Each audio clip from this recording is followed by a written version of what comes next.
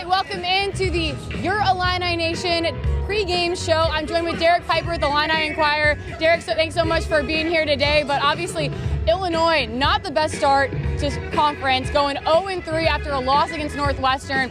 I guess let's just talk about kind of not, like I said, the best start for them. What kind of Illinois do you think we're going to see today on this court? We've seen kind of inconsistency a lot.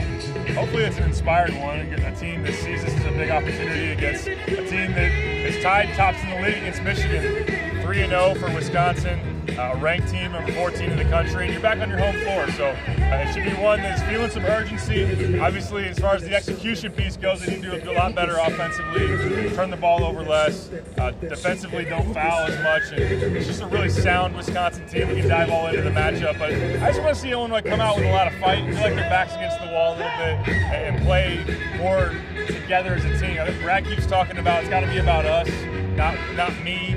So for them to kind of come together, and we're all waiting for that turning point moment to see if it's kind of a sink or swim for this Illinois team. 0-4, if you lost this game on your home floor, it'd be a tough sled. So a chance to bounce back, and they did get good news. Tyler Wall on the other side, top scorer for Wisconsin, is going to be out today with a lower body injury. So that's a break for Illinois. Let's see if they can take advantage of it. And before we get into Tyler Wall, just talk about Illinois a little bit.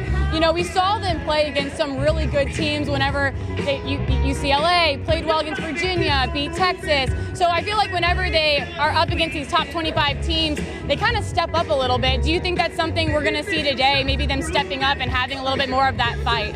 No, I think it's a great point. They have shown that this year where sometimes they fall into the trap when you play a Northwestern or a Penn State, maybe Missouri squad that's not ranked. You kind of fall into, okay, we have to bring our A game. There's no doubt today. Hopefully they don't see Tyler Wall news and be like, all right, let's relax. But there should be none of that when you're 0-3 in the league.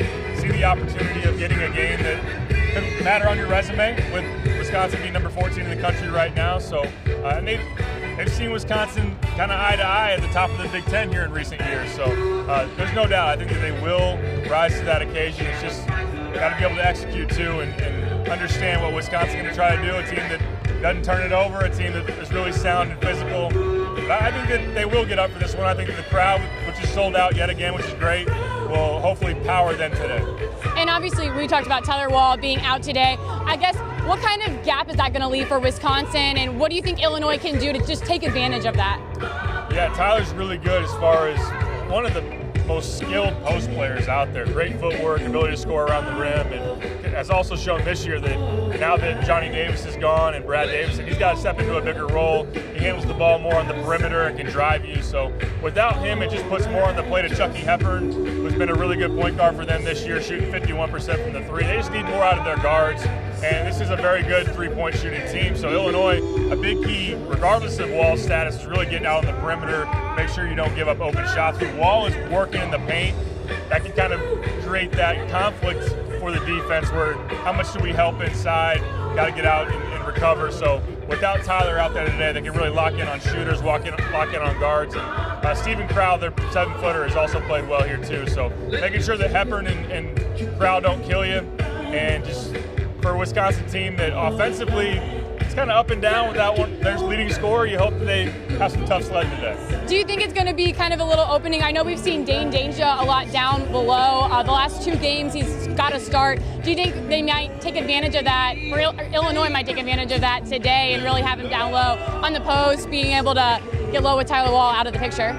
Yeah, I know that Underwood wants that out of Dane. He was really upset that the game plan going into Northwestern was try to get him more post touches after Missouri, where he had a really encouraging performance, and Dane still played well against Northwestern, 9 points, 9 rebounds, 3 blocks. Really liked his defense there down in the paint, being able to play in drop coverage. But for an offense that's trying to just have more consistency, be more productive, throwing the ball into Dane and making Wisconsin have intention there in the paint on a guy that's, I mentioned Wall, his skill and his touch. I mean, Dane's got a lot of that as well with the spin moves, the way that he can finish. So I think that Brad will come into this game wanting to put the ball in Dane's hands more. I know that he said yesterday that he's ready for it.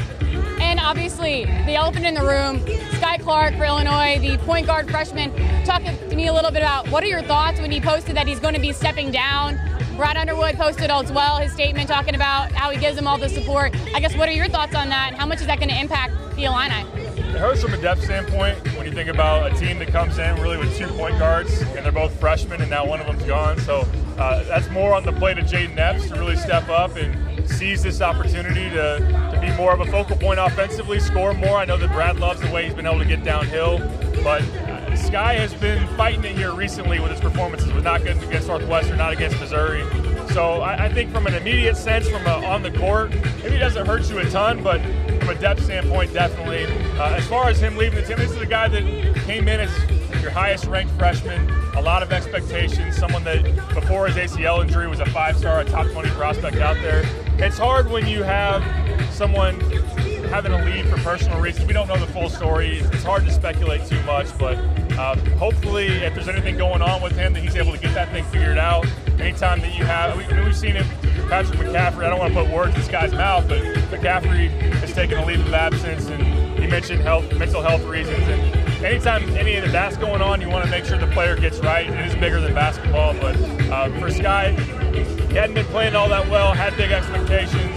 Maybe it's a situation where I know sometimes with highly touted guys coming in, when it doesn't click right away, there's a lot of adversity. There's a lot of things baked into that maybe he felt like he was disappointed, and I don't know if he blamed Illinois for any of that, but again, can't say anything with too much certainty, and hope the best for Sky. Definitely hope him the best. And just speaking of freshmen, we saw Sincere Harris starting to get a little bit more minutes, getting a start here and there. I guess, what do you see from him today? I feel like he got in foul trouble, obviously, last game, but I guess what are your thoughts on him? And I feel like he's going to have a pretty big game tonight as long as he doesn't get in foul trouble. And obviously, I think Illinois is going to be watching the fouls after sending Northwestern to the free throw line about 40 times last game. I know with Sincere, he's just such a momentum player. Like he's able to create plays that really just get the crowd going, get your team going defensively, and he can just learn from the mistakes against Northwestern, understanding that you're going to see another veteran guard. I mean, he was up against Boo Buie. He hacked him a couple of times in the first minute of the game, and all of a sudden on the bench, and that's tough to come back from. So I think when he sees Chucky Hepburn, when he sees some of these other guards from Wisconsin, to be able to have in the back of your mind, yeah, I want to be aggressive, yeah, I want to make them uncomfortable, but I got to make smart plays. And speaking of smart plays, the technical that he had after Illinois started to get on a little bit of a run, that's kind of just a freshman mistake and kind of learning from some things. So I'm sure that they've talked to him about channeling the energy the right way. I mean, but like you said, for the most part, he's been a huge bright spot. I think that if we've seen the Sincere for the most part that we've seen out of the last month, it'll be a guy that can help you win today and bring that type of grit and toughness and urgency that you need. And lastly, I know Brett Underwood has been talking about leaders. I feel like the music's getting louder right now as we're talking. But obviously, he's been talking a lot about leaders. And I think before yesterday, he was just talking about Coleman Hawkins, really stepping up into a leadership role. Terrence, Matthew Meyer. What are your thoughts? And do you see them really stepping up today? And Brad was talking about having a little bit more of a stoic role this time. We've seen him very eccentric on the sideline lately. I guess, what do you think is going to happen today with that? You would hope they have the ideal response. I mean, I'm sure they're tired of getting yelled at, and the way to fix that is to be able to play with the maximum effort, do the right thing, be able to play within an offense and not take these hero ball shots where they're taking step-back threes that are really making Brad mad. So I don't think it's a secret of how you get rid of Brad getting in your grill. I know it's easier said than done for us here on the sidelines, but I mean, Terrence and Matt have won a lot of basketball games. They know what it takes. Matt at Baylor, winning a national title. Terrence getting to the Sweet 16 last year.